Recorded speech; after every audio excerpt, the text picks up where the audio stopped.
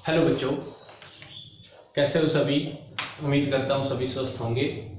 बेटा हम लोग हाइट्स एंड डिस्टेंस पढ़ रहे हैं और ये हमारा 4th लेक्चर है। और बेटा इसमें मैं क्वेश्चंस को आगे बढ़ाता हूँ, कोई ज़्यादा बेसिक कंसेप्ट है नहीं, वो भी मैं बता चुका हूँ आप लोगों को। तो कुछ अलग अलग टाइप के 3 क्वेश्चन आज मैं लेके आया हूँ। कोई बहुत बड़ा वीडियो नहीं होगा, 15 से 20 मिनट का वीडियो रहेगा ये।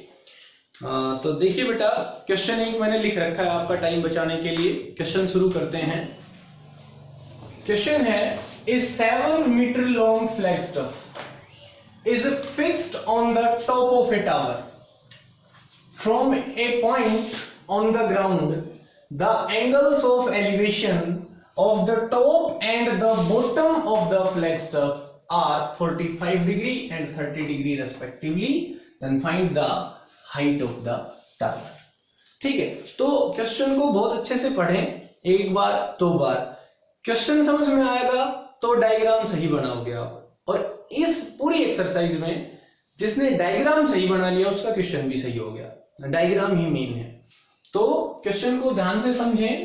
कहता है, is 7 metre long flag staff is fixed on the top of a tower. एक 7 मीटर ऊंचा फ्लैग स्टफ है जिसपे झंडा लगाया जाता है बेटा। वो एक ऐसे लकड़ी होती है जिसके ऊपर झंडा लगाया जाता है, वो 7 मीटर ऊंचा है। उसके बाद कहता है ये टावर के ऊपर लगा हुआ है। तो आप अगर डायग्राम बनाएंगे तो कुछ ऐसा बनेगा। देखिए, मान लीजिए ये कोई टावर है, AB नाम दे दिया इस टावर को। इसके ऊपर फ्लैग स्टफ है लगभग कितना ऊंचा बेटा? 7 मीटर ऊंचा। 7 मीटर लेंथ किसकी है? सिर्फ इसकी, B से C पॉइंट की मान लीजिए। ठीक है, अब from a point on the ground, अब देखिए ये ग्राउंड है, इसके ऊपर यहां कोई पॉइंट है, उसको मैं D नाम दे देता हूं मान लीजिए।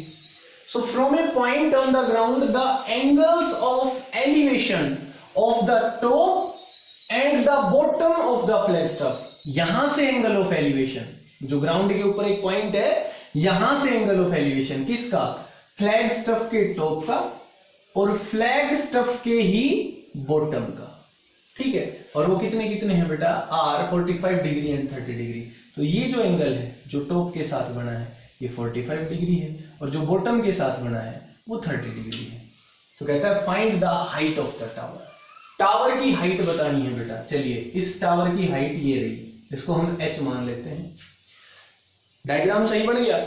अब मैंने आप लोगों को एक ही बात बताई थी कि यहां 2 राइट एंगल ट्राइंगल बनेंगी। तो आप लोग बस ये देखो कि दोनों में कॉमन साइड या इक्वल साइड कौन सी है। भाई बेस इक्वल है या हाइट इक्वल है या हाइपोटेनियस इक्वल है। ठीक है बेटा, या कॉमन है। तो यहां बेस कॉमन है। देखिए 2 राइट एंगल ट्राइंगल है, कौन सी? ABD और ACD। एक का एंगल है 30 डिग्री, एक का 45 डिग्री, लेकिन बेस दोनों में कॉमन है। इस बेस को हमने क्या मान लिया? X मान लिया। अब जो साइड कॉमन है वो आप लोग फाइंड आउट कर लीजिए, आपका सॉल्यूशन हो जाएगा। तो देखिए, कॉमन है बेस और बात हुई है हाइट की। तो परपेंडिकुलर और बेस, इसमें कौन से रिलेशन है हमारे पास? tan थीटा है और cot थीटा है। परपेंडिकुलर और बेस का जब मैं रेशियो करूंगा तो परपेंडिकुलर अपॉन बेस तो tan थीटा होता है और बेस अपॉन परपेंडिकुलर cot होता है। तो देखिए, मैं चाहता हूं मैं x फाइंड आउट करूं, दोनों से x निकाल लूं। सो बारी बारी से मैं लूंगा। इन राइट ट्राइंगल ABD, यहां बेटा बेस क्या है?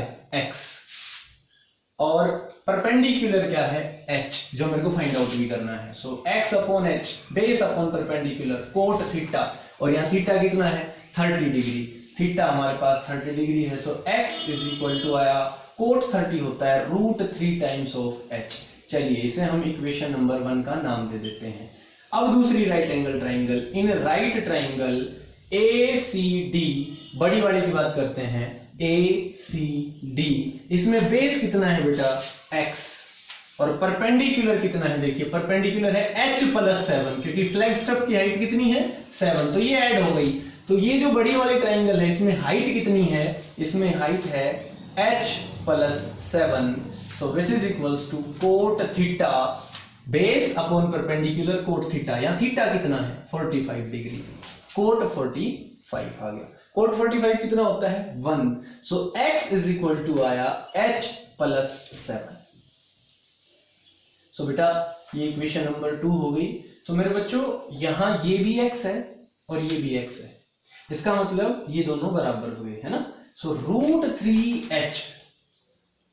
Three h is equals to h plus 7, h को इस तरफ लेके आइए। So √3h minus h is equal to 7, h कॉमन, √3 minus 1 is equal to 7, h is equal to 7 upon √3 minus 1। Root upon में नहीं छोड़ते बेटा, जर्नली जो हमारे पास आंसर मिलते हैं, आप लोग कई बार कंफ्यूज रहते हो, सर आंसर मैच नहीं कर रहा, तरीका ठीक था, तो क्या करते हो आप लोग, रूट को नीचे छोड़ देते हो। आप इसका रेशनलाइजेशन कीजिए, √3 plus 1 upon √3 plus 1।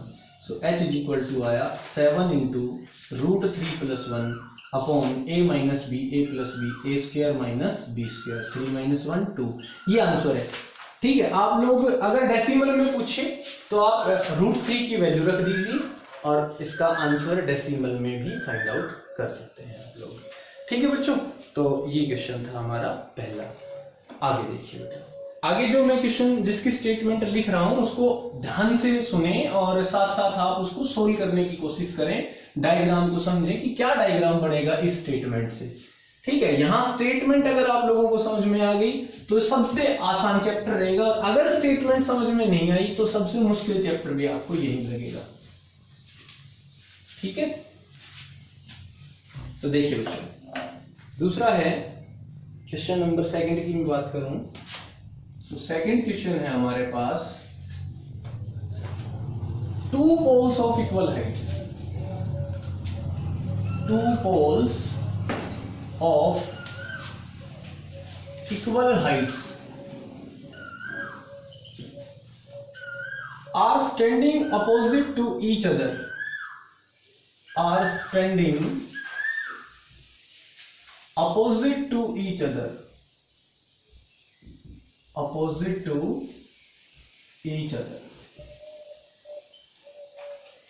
on either side of a road, on either side of a road 80 meter wide, which is 80 meter wide। ये रोड की चौड़ाई दे रखी है बेटा। From a point between them on the road, from a point between them, दोनों पोलों के बीच में कोई पॉइंट है बेटा, between them on the road,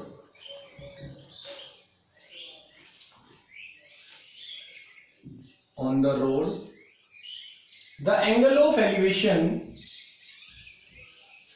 the angles of elevation of the top of the poles are 60 degree and 30 degree respectively। So कहता है find the height of the pole, find the height of the pole and the distance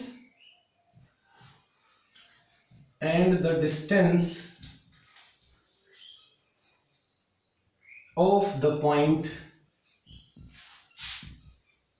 from the pole, from the pole, ठीक है। तो देखिए बेटा, statement को बहुत अच्छे से समझिए, स्टेटमेंट जैसे ही समझ में आ जाएगी वैसे ही हमारा डायग्राम बन जाएगा, और डायग्राम बन गया तो क्वेश्चन करने में कोई परेशानी ही नहीं होगी। सो देखिए बेटा, क्वेश्चन है 2 poles of equal heights, 2 पोल है बराबर हाइट के, are standing opposite to each other on either side of a road 80 metre wide. ये कोई 80 मीटर वाइड रोड है हमारे पास, इसके अपोजिट साइड पे 2 पोल खड़े हैं। मान लीजिए इसको हमने ए बी दे दिया और इस पोल को कहा सी डी, बराबर हाइट के हैं अभी दोनों के दोनों, ये ऐसे 2 पोल खड़े। तो कहता है from a point between them, ये जो 2 पोल हैं इनके बीच में कहीं कोई पॉइंट है, ऑन द रोड, रोड के ऊपर है, और वहां से क्या है, the angles of elevation, of the top of the poles are 60 degree and 30 degree respectively. जैसे यहां कोई पॉइंट है, यहां से एक पोल का तो जो एंगल ऑफ एलिवेशन है वो 60 डिग्री है, तो सीधी सी बात है जो नजदीकी पोल है उसका एंगल ऑफ एलिवेशन ज्यादा होगा। जितने हम किसी हाइट के नजदीक रहेंगे तो हमें उतना ही ऊपर की तरफ देखना पड़ेगा बेटा, तो एंगल ऑफ एलिवेशन ज्यादा रहेगा। तो ये 60 डिग्री हो गया और इस पॉइंट को हमने पी का नाम दे दिया। और यहां से जो दूर वाला पोल है उसका जो एंगल ऑफ एलिवेशन है वो 30 डिग्री हो गया।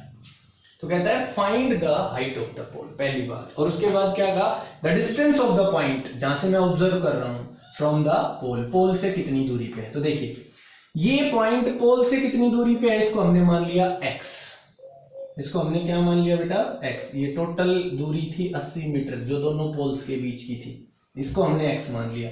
कहां से कहां, किसी एक पोल से और p पॉइंट की दूरी को। तो ऑब्वियस सी बात है इसी पॉइंट से दूसरे पोल की दूरी कितनी हो जाएगी, 80 माइनस x। कहने की जरूरत नहीं है क्योंकि टोटल जो चौड़ाई थी वो 80 मीटर थी, ये x है तो ये 80 माइनस x आएगी। दोनों पोल्स की हाइट को हमने h मान लिया, फाइंड आउट करनी है तो दोनों की पोल की जो हाइट है हमने उसको क्या कह दिया, h। अब मैंने वही तो एक कंसेप्ट सिखाया है, क्या सिखाया बेटा, कि जो दो राइट एंगल ट्रायंगल बनती हैं उनकी कॉमन साइड जो है ना वो फाइंड आउट कर लो, या फिर वो साइड जैसे दोनों का परपेंडिकुलर बराबर है, दोनों का बेस बराबर है, जो बराबर साइड है वो फाइंड आउट करो। तो यहां बराबर क्या है, दोनों पोल्स की हाइट, यानी दोनों ट्रायंगल्स में परपेंडिकुलर बराबर है, ठीक है, और बेस अलग अलग है। तो मैं दोनों पोल्स में ट्रिग्नोमेट्री की हेल्प से परपेंडिकुलर निकालूंगा, हाइट फाइंड आउट करूंगा, तो मेरे सारे के सारे डाउट क्लियर हो जाएंगे और सॉल्यूशन मेरा आ जाएगा। तो देखिए बेटा पहले मैं कौन सी राइट एंगल ट्रायंगल लूंगा, CDP। कौन सी बेटा, इन राइट ट्रायंगल, बारी बारी से ले लेंगे हम, CDP या CPD जो भी आप नाम दें। इसमें परपेंडिकुलर कॉमन है तो परपेंडिकुलर h अपॉन, दूसरी बात बेस की हुई है बेटा, तो बेस कितना है x, so h upon x is equal to क्या आएगा, देखिए perpendicular upon base tan theta, theta कितना है 60 डिग्री, तो यहाँ आएगा tan 60 degree. So h is equal to आया हमारे पास tan 60 होता है रूट 3x, इक्वेशन नंबर 1। दूसरी right angle triangle low, in right triangle कौन सी बेटा, ABP, यहां परपेंडिकुलर क्या है AB यानी कि h, बेस क्या है 80 minus x, so h upon 80 minus x is equal to, देखिए perpendicular upon base, perpendicular upon base होता है tan थीटा, थीटा यहां 30 डिग्री है, तो ये आएगा tan 30 डिग्री। सो बेटा हमारे पास h इज इक्वल टू हुआ, tan 30 होता है 1/√3 और ये क्रॉस मल्टीप्लाई में ऊपर जाएगा तो 80 माइनस x, इक्वेशन नंबर 2। ठीक है बेटा, तो हमने कॉमन साइड फाइंड आउट कर ली। कॉमन क्या थी, हाइट, पहली ट्रायंगल से हाइट इतनी आई, दूसरी ट्रायंगल से हाइट इतनी आई, लेकिन हाइट तो बराबर है दोनों पोल्स की। इसका मतलब ये जो डाटा है हमारे पास √3x, ये बराबर है 1/√3 इंटू 80 माइनस x, यानी √3x इज इक्वल टू है 1/√3 into 80 minus x। Cross multiply में लेके आइए तो ये हो गया 3x is equal to 80 minus x, इस तरफ आएगा 4x इज इक्वल टू 80, तो बेटा x इज इक्वल टू आ गया 20, x की वैल्यू 20 आ गई, मतलब the point is 20 metre away from one pole, और अगर इस पोल से बात करूं तो 80 minus 20 60 metre away from second pole. दूसरी बात, x की वैल्यू 20, इसको यहां रखोगे h मिल जाएगा। What is the height of the pole, x को 20 रखिए, 20√3 मीटर, ये हमारी आ गई हाइट ऑफ द पोल। बिल्कुल आसान, ठीक है बच्चों। तो आप बस क्वेश्चन को समझें, डायग्राम बनाएं और बहुत ही आसान, एकदम मक्खन है सॉल्यूशन, ठीक है बच्चों। तो आप आराम से कर सकते हो, कोई परेशानी वाली बात है नहीं, जीनियस हो आप लोग, भले वीडियो पूरी मत देखो लेकिन हो जीनियस। तो प्यारे बच्चों एक और क्वेश्चन देखिए, साथ साथ उसको करने की कोशिश कीजिए, जैसे क्वेश्चन कंप्लीट होता है खुद से ट्राई कीजिए, इससे आपका IQ बढ़ेगा और फिर उसका सॉल्यूशन आप देख सकते हैं कि भाई आप लोगों ने ठीक किया या नहीं, या फिर समझ में नहीं आया तो कहां से नहीं आया, वो आपका पूरा का पूरा सॉल्यूशन आपको मिल जाएगा, ठीक है बच्चों। तो देखिए, ए man standing on the deck of a ship, A man standing on the deck of a ship,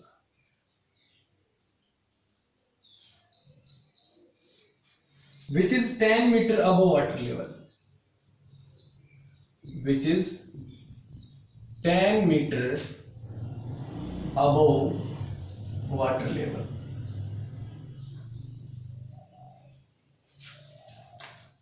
Observe the angle of elevation. Observe the angle of elevation of the top of a hill is 60 degree. And the angle of depression, and the angle of depression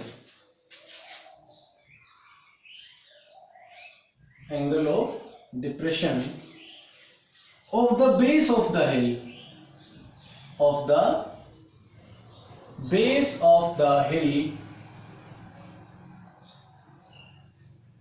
as 30 degree. Find the distance. Find the distance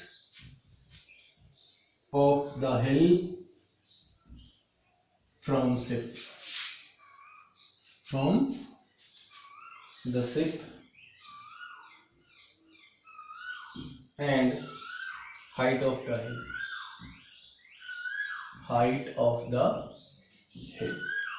तो बहुत आसान से question है। अब देखिए, आप लोगों ने सुन लिया होगा पूरा क्वेश्चन, पढ़ भी लिया होगा, लिख भी सकते हो और ट्राई भी कर सकते हो वीडियो को यहाँ पे पुश करके। बाकी मैं सॉल्यूशन करवा रहा हूं, तो देखिए सॉल्यूशन क्या रहेगा।